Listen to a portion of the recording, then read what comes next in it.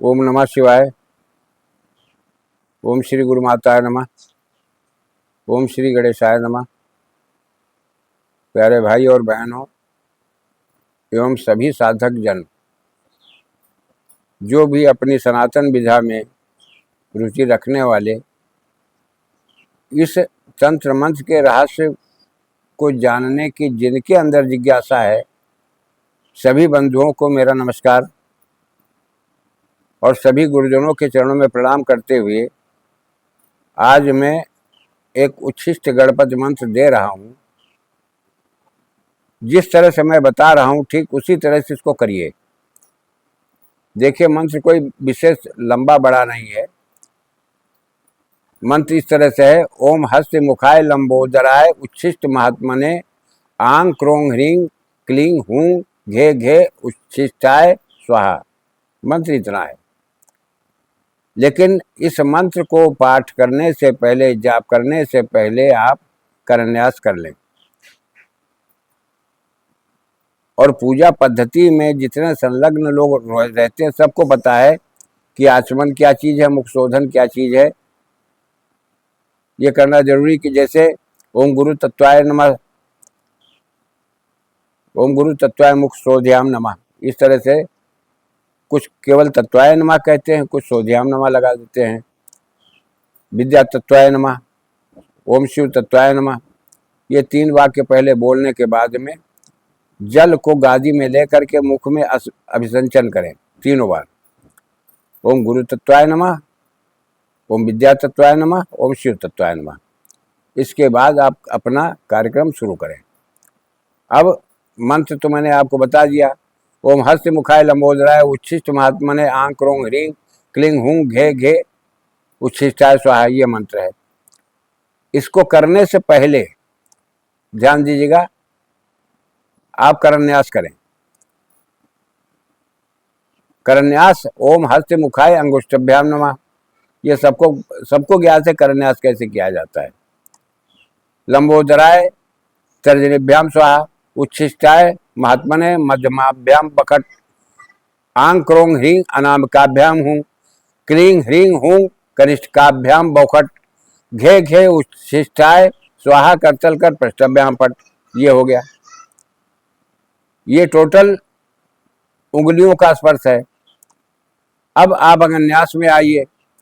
ओम हस्तमुखाय हृदयाय नमः, लंबोदराय शीर्षे स्वाहा उच्छिष्टाय महात्मने शिखाय बकट आंग क्रोंग ह्रींग कवचाय हूं क्लींग ह्रींग हूं नेत्रताय बौखट घे घे उच्छिष्टाय स्वाहा असराय फट। अब इतना आपको करना पड़ेगा। इतना करने के बाद में आप जाप करिए। जाप जैसा है, संकल्प तुमने पहले ले रखा है कि हे प्रभु, मैं इस निमित्त इस अपनी मनोअभिलाषा को पूर्ण करने के लिए मैं इस मंत्र का आपके चरणों में बैठ करके जाप कर रहा हूं, मेरी मनोकामना पूर्ण करो। हाथ में थोड़ा सा जल डालो, एक फूल ले लो, 2 अक्षत ले लो और ये कह करके प्रभु के चरणों में अर्पित कर दो। अर्पित करने के बाद में न्यास करो। न्यास करने के बाद में फिर मंत्र का जाप करो और मंत्र का जाप करने के बाद में एक थाली में हल्दी और चंदन, उसको लेप को घेप लो, पानी डाल लो, तर्पण करना है।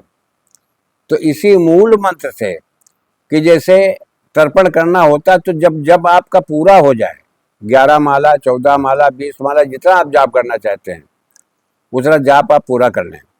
जब पूरा करने के बाद में आप पूरे मंत्र को, मूल मंत्र को ही पढ़ें। ओम हस्त मुखाय लंबोदराय उच्छिष्टाय महात्मने आंग क्रोंग ह्रींग क्लींग हूं घे घे उच्छिष्टाय तर्पयामि नमः स्वाहा हट जाएगा। तर्पयामि नमः स्वाहा नहीं लगेगा, फिर उसमें लगा भी सकते हो, मंत्र पूर्ण हो जाएगा, लेकिन तरीका यही है। ओम हस्य मुखाय लंबोदराय उच्छिष्टाय महात्मने आं क्रों ह्रीं क्लीं हूं गे गे उच्छिष्टाय तर्पयामि नमः स्वाहा। इस तरह से कर लो। और दोनों हाथों के अंजलि में जल ले करके सामने विग्रह के सामने उसी थाली में उस जल को बार बार ऐसे ही जैसे किसी को तुम पिला रहे हो, तर्पयामि नमः, किसी को जैसे पिला रहे हो, उसी थाली में ही आप चुरुआ में पानी ले करके जल ले करके आप अर्पित करते रहिए। ये तुम्हारी इच्छा पर निर्भर करता है कि जितना आप जाप किया है उसका दशांश तर्पण करना पड़ता है। अब रही बात ये कि हवन, जब भी इसका हवन किया जाता है तो सुगंधित द्रव्यों से हवन होता है। गलत सलत चीज़ों का इसमें प्रयोग नहीं होता है, इस बात को ध्यान रखना। सात्विक विचार से अगर तुम कर रहे हो तो जल्दी फलीभूत होगा। तामसिक प्रवृत्ति में जाने के बाद मुझे नहीं पता है कि क्या होगा, लेकिन विश्वास के साथ अगर तुम करते हो, देखो प्रकृति अलग चीज है बिल्कुल।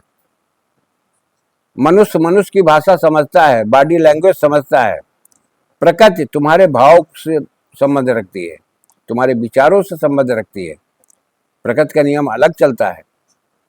और मनुष्य आपकी वाणी को एक दूसरा प्राणी समझ लेगा, सुन लेगा, तुरंत प्रतिक्रिया करेगा, तुरंत जवाब देगा।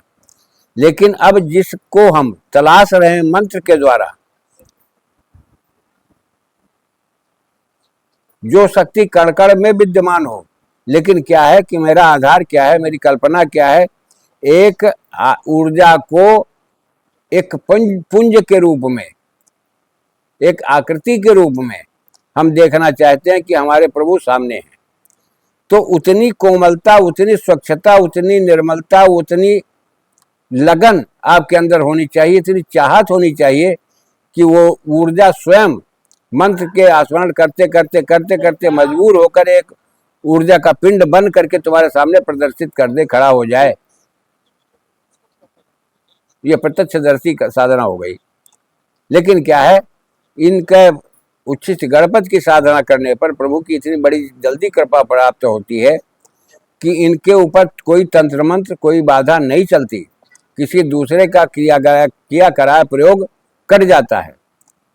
अपने भक्त को प्रभु कभी भी दुखित नहीं देखना चाहते, इसीलिए इनको शुद्ध अशुद्ध कैसा भी प्रयोग किया गया हो साधक पर, अगर कोई साधक इनकी शरण में जाता है तो इसीलिए इनको उच्छिष्ट कहा गया है। सब कुछ हजम है इनको, लेकिन अपने भक्त को कष्ट में नहीं देखना चाहते। ये विश्वास करके एक बार करो, हृदय से चाहत रखो। देखो ये समाज है,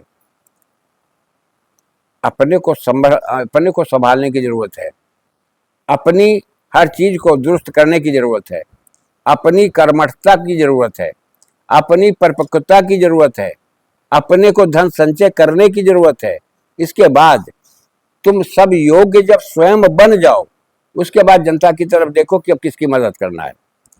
पहले स्वयं परिपक्व बनो, अपने बच्चों को शिक्षित कराने में कसर मत छोड़ो।